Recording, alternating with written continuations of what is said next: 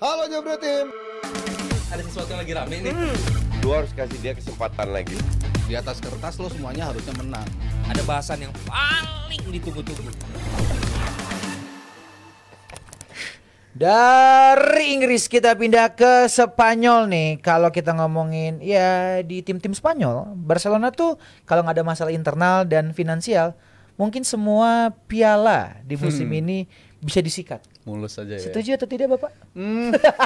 Kalau soal finansial ya nggak bisa dipungkiri, emang masalah mereka udah bertahun-tahun finansial terus. Agak beda ya sama MU ya. MU tuh utang akhirnya utang itu adalah kalau MU maut ya. kalau Utang MU adalah sial, maut, kalau iya. MU sial, nggak pakai Utang final. adalah maut gitu ya. Ketiban sial kalau MU. Kalau Barcelona emang ini keadaannya emang mereka belum bisa survive lah dari segi hal itu. Tapi katanya kan sekarang udah 1-1 dan seharusnya bisa membaik lah ya. Tapi kalau dari segi kualitas ya emang kalau bisa dikatakan kalau masalah finansial bisa diberesin dari awal, gue sih yakin mereka bisa lebih jauh lagi di liga seharusnya. Oke. Karena kalau si Flick didapatkan oleh secara dukungan tuh secara masif, ya performa dia udah luar biasa banget. Bahkan gue bilang musim ini performa dia pakai manfaatin pemain muda pun juga udah luar biasa banget kan. Pemain-pemain muda tuh istilahnya berhasil dia peres gitu sampai kemampuan terbaik. Yang bisa lo highlight siapa pemain-pemain mudanya yang bisa Casado sih ya. Casado Yes. ini bagus, gue suka banget dia di area tengah dan gue justru udah mulai lupa sama Frankie De Jong gitu. Gue udah mulai ini orang kayak bisa gue lupain lah kalau ada Casado mainnya kayak begini terus. Belum Pablo Torre. Pablo Torre juga kadang dikasih kesempatan juga bagus dan gue rasa semua pemain tuh bisa ngasih kesempatan yang bagus juga dan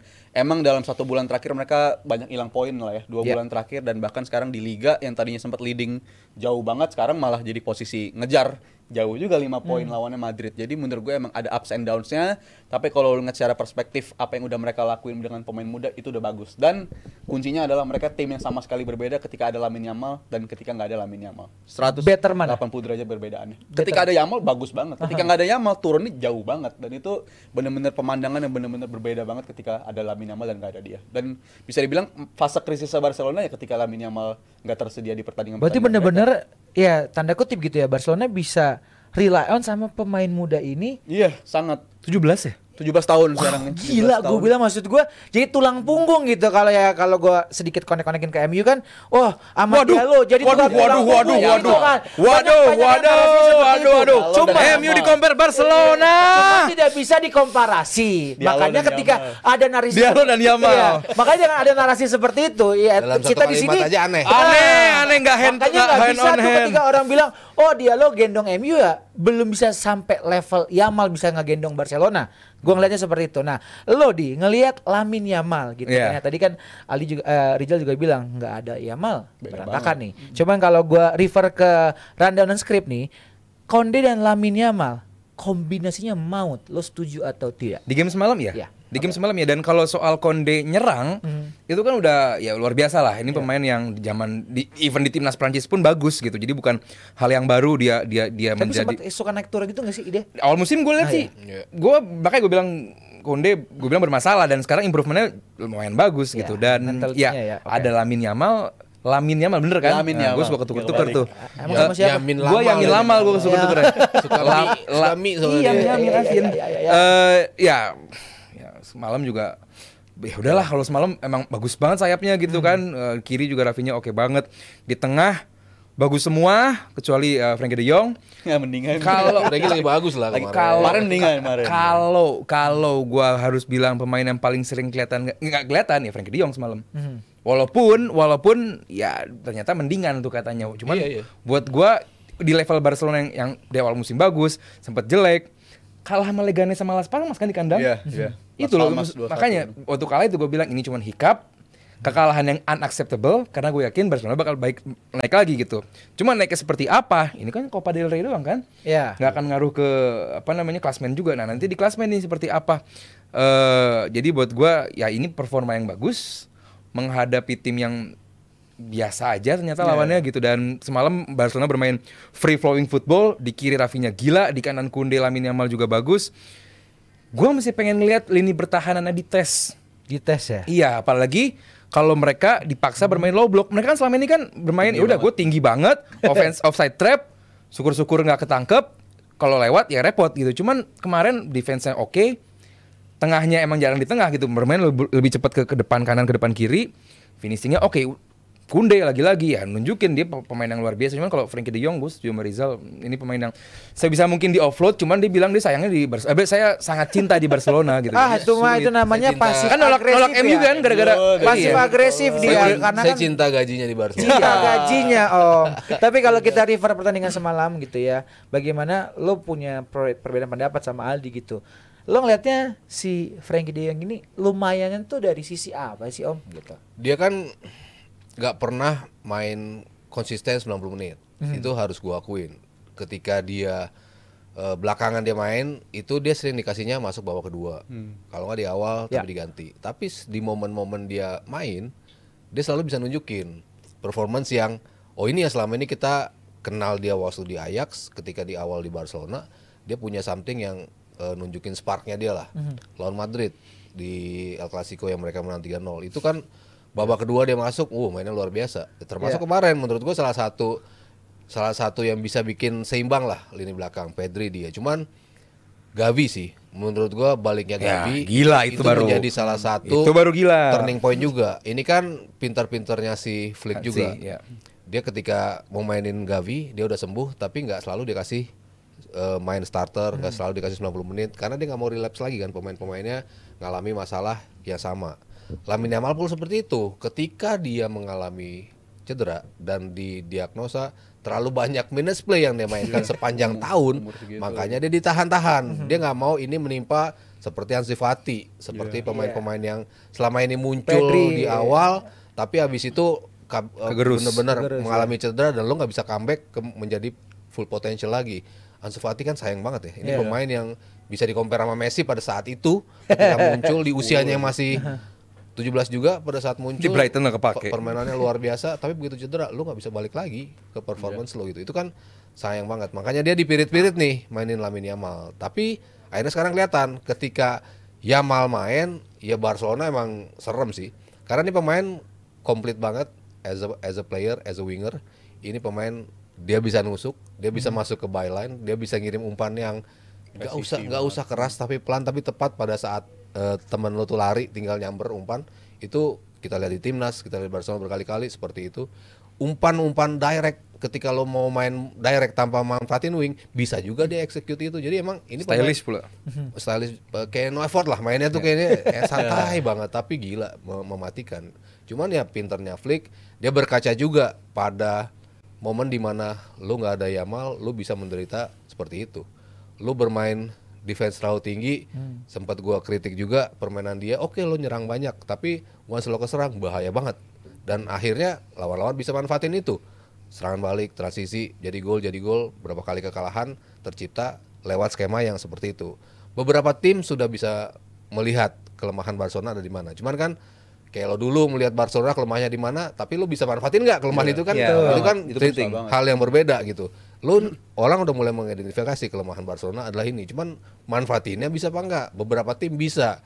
Sociedad sempat bisa, Leganya sempat bisa, Las Palmas sempat bisa. Kemarin Betis ya tim yang nyerang juga tipenya seperti itu ya, selesai lo sama Barcelona kayak gitu. Oke. Dan Jal, kalau ngomongin tadi kan Om Mario juga glorifikasi Lamine Yamal tuh emang ternyata sedibutuhkan itu Barcelona.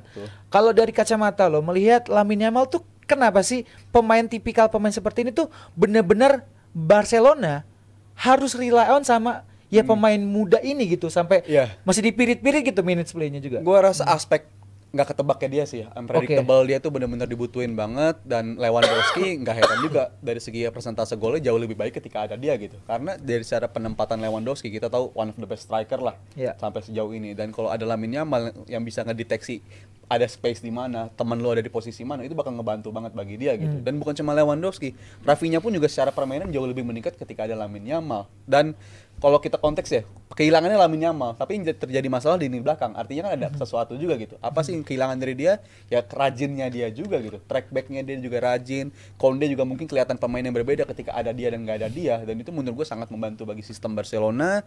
Dan Lamine Yamal ini memang sangat dibutuhkan. Dan soal lini belakang, emang Lamine Yamal tuh bener-bener permainannya bisa cover area sebanyak itu dan itu yang dibutuhin sama Tapi Barcelona. kalau di compare sama Diallo di MU gimana aja?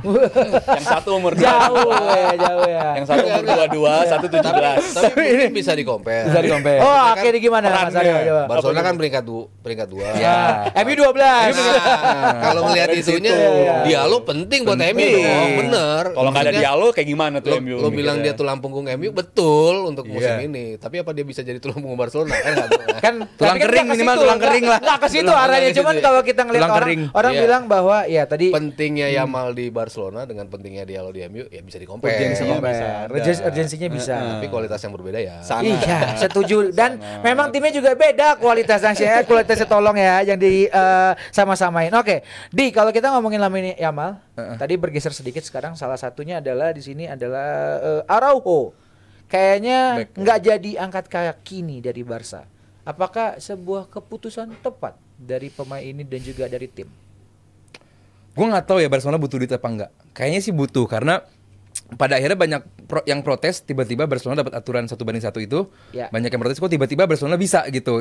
Padahal kan banyak tim juga yang kesulitan untuk bisa 1:1 itu. Jadi artinya tiba-tiba lagi-lagi Barcelona dapat cara untuk menyeimbangkan keuangannya. Makanya gue bilang ini Barcelona tim besar pasti punya segala cara untuk menyeimbangkan keuangan pada akhirnya bisa mendatangkan pemain, bisa meregister pemain, termasuk Olmo akhirnya bisa diregister juga. balik sini. Cuman kan caranya gimana itu yang Mas Rida tahu caranya gimana? Gue sih nggak tahu gitu dan itu nggak ke publish caranya gimana, makanya banyak sekali. Sulap. Oh banyak yang Banyak sekali apa namanya ini ya, protes. tukang sulap ya. Sulap ini, Waduh, sulap, iya. oke. Pasti Aku tahu lah tersalah ngomong caranya. lanjut tuh ya, lanjut ya. Makanya mereka sih pasti Laporta tahu. pasti tahu. Laporta luar biasa Laporta, makanya. ya. Cuman mungkin nggak dipublish ke media deh. Soalnya banyak sekali gelombang protes. Ini kok apa namanya Lu RFF nggak tahu kalau ada pemain potong gaji kan lu nggak tahu. itu dia makanya itu yang nggak dipublish ke media dan tiba-tiba banyak yang protes gitu. Cuman apakah Barcelona harus offload pemain seperti Araujo untuk mendapatkan pemain atau mendapatkan duit cash in? Ya gua rasa sih iya gitu karena Barcelona musim depan bakal makin tinggi tantangannya, bakal makin tinggi targetnya, keuangan juga gue yakin Barcelona bakal makin kuat. Mungkin musim depan punya target yang jauh lebih tinggi lagi dibandingkan musim ini. Yang musim ini kan masih menjadi musim yang Laporta bersih-bersih kan, belum sehat 100% gitu. Mungkin musim depan dia menargetkan nggak tahu lah siapa gitu. Jadi ya nama-nama besar gitu. Jadi apalagi pengganti Lewandowski mungkin. Ya perlu pikirin. Jadi ya cash in players gue rasa sih perlu. Dan kalau Araujo bisa di cash in, ya gue rasa sih gue sih yang ya udah lu gitu. Soalnya kan Barcelona sekarang punya back yang cukup oke juga gitu, nggak yang bagus, cuman ini pemain waktu lagi fase cedera pun Barcelona nggak yang nampak kerepotan juga gitu, dan apalagi sekarang Barcelona bermain lebih dengan offside trap, yang bermain highlight defensive line, gua nggak tahu apakah Araujo suit in dengan gaya itu. Ya, Oke. gue mau nambahin sih, kan Araujo kan rumornya tadinya 50 juta ya. Gue bilang tuh angka yang kemurahan buat Araujo sebenarnya. Untuk standar dia, performa dia ketika juara bersama Xavi, gue suka banget Araujo. Bahkan gue dulu sebut dia tuh Virgil van Araujo, saking gue suka sama permainan dia gitu. Pace-nya ada, agresifnya Ngarap ke Liverpool ada. juga berarti? Nggak betul lah. Oh, nggak butuh. Padahal perlu-perlu aja sih, Iya, tapi perlu. jangan dia lah, sayang. Tapi gitu. ya puncaknya tuh lawan PSG sih. Red card ya, red Itu card di berantakan babak banget. pertama emang keunggulan dia agresif. Kelemahan dia Terlalu agresif.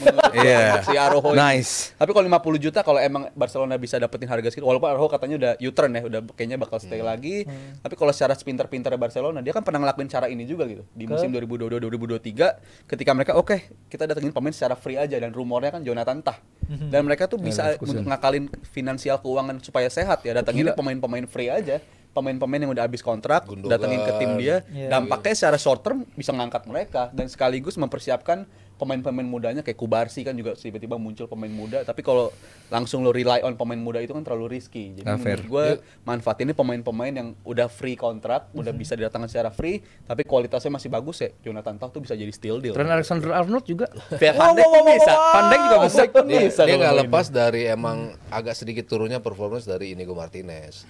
Kan dia akhirnya seperti terlihat Barcelona nggak butuh dia ketika kombinasi Inigo Martinez sama Kubarsi. Pau Kubarsi itu memang luar biasa di awal musim yang buat mereka ada di puncak klasemen dengan Jauh banget. jarak begitu jauh ya karena dari defense-nya itu orang nggak melihat pentingnya seorang Inigo Martinez yang akhirnya dikasih kesempatan start dan tim inti terus ya di bawah Hansi Flick gitu.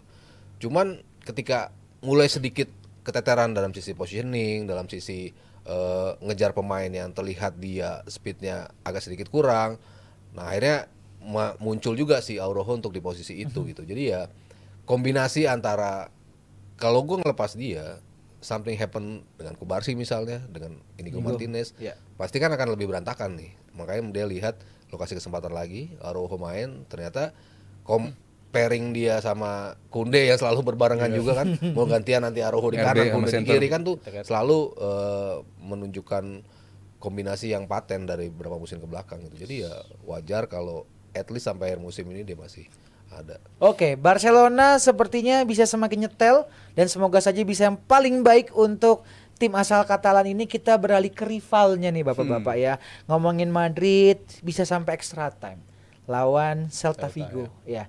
Lo melihatnya oke, sempat 2-2 terus juga akhirnya Endrick membuktikan dia punya momentum bisa membawa Madrid menang lah gitu ya. Lo mau overall pemain dulu atau mungkin overall pertandingan silakan. Iya, gue sih lebih concern ke Madrid dibandingkan Barcelona ya. Gue gak begitu khawatir sama Barcelona untuk sisa musim ini. Sudah gitu. bisa lebih nyetel lah ya, Iya. tune up ya semuanya. Kalau Madrid ini masih terlalu banyak PR-nya. Kelihatan banget Ancelotti ini kesulitan untuk naruh pemain terbaik di posisi terbaiknya gitu. Kelihatan Kenapa? Valverde Menurut lo begitu kenapa? main lebih tinggi, dia bisa nunjukin dia punya shoot bagus. Ya, cuman karena seperti saat menghadapi Barcelona juga, gap di tengah ini kejauhan banget gitu. Jadi buat gua ini masalah yang akan sering ke-expose sama lawan, bahwa gap antara defensive midfielder mereka dengan nomor 10 mereka itu ada sebuah ruang yang sangat amat besar. Ini sangat amat gampang diekspos. Kalau lawan punya seorang playmaker yang bagus, bisa manfaatin winger yang bagus juga, gampang banget ini lini pertahanan kemarin ke expose. Beruntung gue sih nggak ngeliat Endrick ya di laga ini ya, gue ngeliat Asensio. Asensio malah. Iya, di belakang bagus banget, terus cukup klinis juga. Yes, emang kebobolan 2, cuman saat lu nggak punya seorang defender yang bagus, apalagi dia muda juga, ini bakal sulit sekali tim. Kemarin dicoba Tchouaméni utulan Barcelona jadi central defender, sekarang sedikit naik. Dan ya Brahim Diaz juga punya momen yang bagus. Cuman sampai 2-2 menghadapi tim seperti Celta Vigo dan yang bagus juga Celta Vigo mainnya gitu, gue ngeliat kemarin bagus, gila, efektif banget. Iya, makanya jadi ya gue lihat sulitan Madrid. Dan ya saat lu sempet unggul 2-0, terus lu merubah gaya permainan, lu jadi build up dari belakang lagi, di mana lawan pressnya tinggi, kemungkinan lu error tinggi, dan gak kelihatan banget akhirnya kan ke expose sampai akhirnya 2-2, adu penalti dapat penalti di menit akhir. Jadi ya balik lagi, ini bakal menjadi musim yang buat gua lebih concernnya ke Madrid makanya dibandingin ke Barcelona. Justru Barcelona sama Atleti gue lihat lebih aman, lebih secure gitu dibandingkan juga Madrid, karena Madrid PR-nya itu lagi, di mana Mbappe harus main. Bisa nggak Mbappe sama Vini main? Bellingham Bisa lagi, udah bisa ini. 2 bulan terakhir oke lah. Iyalah. Mbappe ini oke udah. Lu masih Mbappe skeptis bisa. gitu? bukan Kenapa, skeptis, Di? gua melihat harusnya bisa jauh lebih baik daripada ini, karena kelihatan begitu Mbappe tanpa Vini jauh lebih oke. Semalam yang bikin gol, cuman kan golnya seperti apa ya, balik lagi individual gol, dia gocek-gocek kaki kiri shoot jadi gitu. Cuman kalau secara tim gue belum melihat gitu, gue belum lihat. Ini masih 1-2 pemain yang hebat gitu. Gue masih pengen kayak Madrid yang umpan panjang Toni Kroos di receive sama pemain jadi gitu loh. Ini masih 1-2 pemain gue cek lewatin jadi ya. Itu yang berbeda dengan Barcelona. Itu Move on dong. Iya, Terus sudah nggak akan balik lagi. nggak akan balik lagi, but still, cuman belum ditunjukkan dengan pemain yang sekarang gitu loh. Valverde shoot jarak jauh, makanya pemain Madrid ini bagus-bagus, cuman as individu. Kalau Madrid dan Barcelona dan Atletico as a unit itu loh. Ini membedakan kenapa gue concern sama Barcelona dan Madrid dibandingkan Barcelona dan Atletico. Mereka bagus, cuman as a individu gitu. Makanya gue sih nggak pernah khawatir sama pemain Madrid as a individu, cuman as a unit. Kelihatan saat mereka ke press, bikin kesalahan, ini bakal capek. Oke, struggle-nya Madrid nih, Om Haryo apakah sependapat dengan Enggak. Aldi? Tidak sama sekali. Karena ya gue di awal, ya gue berapa kali sebut di sini mulu, gue bilang ya Madrid yang akan jadi juara. Murni based on ada Ancelotti di situ. Ini pelatih yang selalu Capable untuk bisa cari solusi, Om. Iya. Oke. Dan itu selalu bisa bongkar pasang itu dilakukan. Kehilangan Benzema, tiba-tiba ya lo nongol Joselu, Bellingham. Ya, nongol Bellingham di situ, lo ngambil Joselu, orang tertawa, tapi ya itu yang akhirnya membedakan Madrid dibanding tim yang lain gitu. Di musim ini emang di mana Mbappe akan fit itu kan selalu menjadi isu dari awal musim. Ya. Dan nggak gampang untuk bisa mencari komposisi itu. Kalau lihat golnya Mbappe sekarang berapa sih gol dia? 15 loh. Subur. 15 gol yang dia ciptakan. Orang mau bilang dia nggak fit dalam sistem. Fit-fit aja gitu. Tapi kan emang bisa dikonter dengan ya itu emang Mbappe-nya oke secara individual. Ya memang, dan Madrid kan Individu. selalu menjadi tim yang individual ketika offense. ketika defense mereka as a unit. Tapi yang dihadapi oleh Ancelotti musim ini memang dari sisi defense-nya. Ketika cedera terus-terusan, ya Tiboa di awal musim, Eder Militao di awal musim, spesialis super sub-nya Nacho udah nggak ada yang untuk mengisi lubang-lubang ketika pemain mengalami cedera. Dani Carvajal ngalamin cedera, itu membuat mereka lebih gampang terekspos di lini tengah, di lini belakang. Tengahnya, kalau Chouameni ini ada di situ, ya mungkin dia bisa terus-terusan di situ nggak masalah. Tapi kan dia harus cover ke belakang juga, makanya naruh di situ Camavinga. Camavinga menurut gue di musim ini lagi sedikit goyang. Off seasonnya lagi off lah, bisa dibilang seperti itu. Kekalahan dari Barcelona yang cukup telak, ya gue bilang banyak halnya dari dia. Lubang dari sisi tengah. Barcelona nggak manfaatin sayap sama sekali. Direct dari tengah, dia tahu kelemahannya ada di Camavinga, disikat dari situ gitu. Tapi dari sisi offense, mereka tetap memunculkan Valverde sebagai penendang dari luar. Brahim Diaz tiba-tiba, Dani Ceballos dengan umpan-umpannya. Dan lo tetap punya Vini, tetap punya Mbappe, lo punya Rodrigo juga, jangan lupa gitu. Ini pemain-pemain yang semua akan step up gitu buat Real Madrid. Dan bisa dibilang ini sih Mas ya, untuk pertandingan semalam sejak Camavinga masuk, pertandingan tuh arahnya jadi ke arah Celta Vigo gitu, yang mana ada errornya di belakang juga. Tapi kalau soal tadi meng-highlight pemain ya untuk pertandingan semalam, Endrick ketika dia masuk emang jadi pembeda, dan satu lagi Arda Güler sih menurut gue jadi pembeda juga di pertandingan semalam. Harusnya bisa ditambah lagi minutes play-nya. Iya, dan gue mengharapkan dia dengan kondisi di jadwal juga udah mulai padat banget, dan performa pemain kan juga susah banget untuk konsisten main bagus tiap pertandingan. Yang gue rasa Arda Güler ini layak dapat tempat di menitnya lebih banyak gitu, karena di musim lalu pun juga, dari musim lalu cara main dia udah minim banget menit bermainnya, tapi tiap kali dia diturunkan dia golnya juga banyak loh sebenarnya musim lalu. Kalau dihitung dari porsi mainnya dia dan jumlah golnya ya, musim lalu dia cukup subur. Dan untuk bilang Madrid musim ini, gue masih sepakat sama Mas Taro, mereka favorit untuk jadi juara. Mungkin orang bukan lupa Atletico. Gue bukan Atletico. Mungkin orang lupa ini. Atletico serem juga. Gue bilang yang bakal mengejutkan Real. Atletico. Tapi Gue pengen Atletico yang juara. Kenapa? Pengen aja gitu. Investnya banyak juga deh. Suka gue liat Atletico main gitu. Dan orang mungkin gak nyadar betapa sulitnya Madrid buat survive ketika kalah 4-0 di El Clasico, jarak 9 poin, sekarang leading 5 poin, itu susah banget loh sebenarnya. Dan mungkin menurut gue berani bilang cuma Ancelotti yang bisa ngelakuin itu bersama Madrid di Liga Spanyol menurut gue. Jadi sepertinya memang kalau di La Liga itu mentality, apakah mentality Spartannya Atletico bisa mengalahkan mentalitinya Madrid yang memang selalu juara, atau Barcelona yang selalu bisa memanfaatkan pemain-pemain mudanya. Kenapa? Buruan pengen kencing gua. Oh, sama juga pengen kencing. Ya udah. Kita habis ini mau bahas yang seru-seru guys, dan yang seru-serunya dari dalam negeri. Tapi setelah satu ini, oke? Halo Jabro Tim. Ada sesuatu yang lagi rame nih. Lu harus kasih dia kesempatan lagi. Di atas kertas lo semuanya harusnya menang. Ada bahasan yang paling ditunggu-tunggu.